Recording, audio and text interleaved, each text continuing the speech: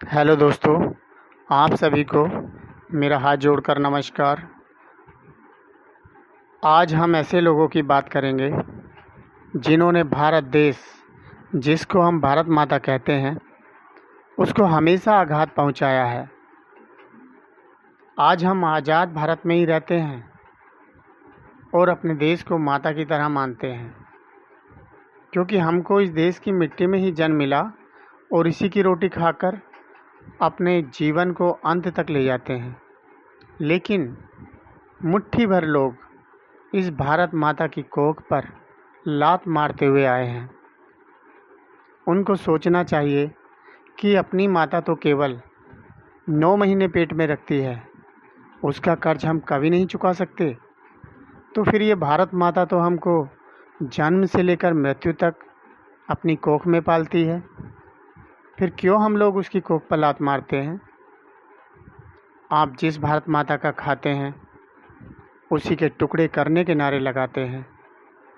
कोई इतना दुखी होता है कि उसको आज़ादी के नारे लगाने पड़ते हैं। एक बात समझ में नहीं आती कि वो लोग किस आज़ादी की बात करते हैं।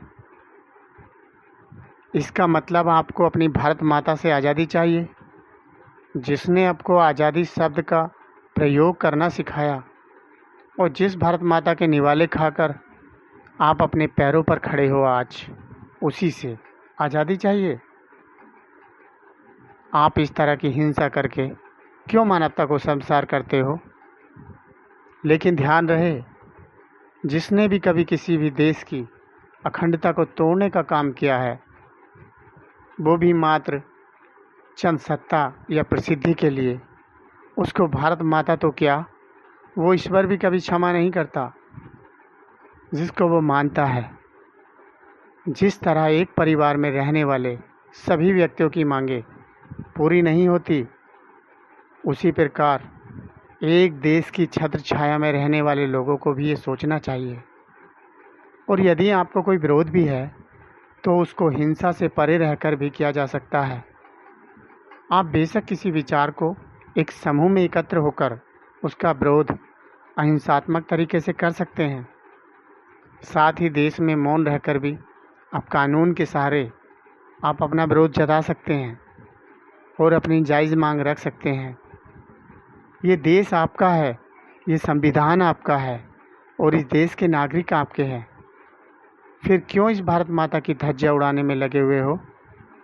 भारत माता की जय बोलने के लिए, ये अपना देश का सम्मान करने के लिए ये निर्भर नहीं करता कि ये संविधान में लिखा है या नहीं। पहले देश बना है और संविधान बाद में। एक देश निर्माण के बाद ही कोई संविधान का अस्तित्व हो सकता है। संविधान को लेकर चलने का अर्थ यही है कि इस देश में रहने वाले प्रत्येक मनुष्य और जीव जंतुओं के हितों को ध्यान में रखकर प्रत्येक कार्य किया जाए। फिर भारत माता की जय बोलने में हमारे कौन से हितों का अपमान होता है? वो देश जो हमको पहचान देता है, हमें उसको भारत माता बोलने में शर्म नहीं होनी चाहिए। कभी तो ऐसे लोगों को राजनीति और अपनी महत्वाकांक्षाओं को छोड़कर देश के साथ आना चाहिए और देश की सरकारों को भी ऐसे लोगों के विरुद्ध कड़े कदम उठाने चाहिए। जय हिंद। दोस्तों, यदि ये वीडियो पसंद आए तो कृपया लाइक कीजिए, शेयर कीजिए, कमेंट कीजिए। धन्यवाद।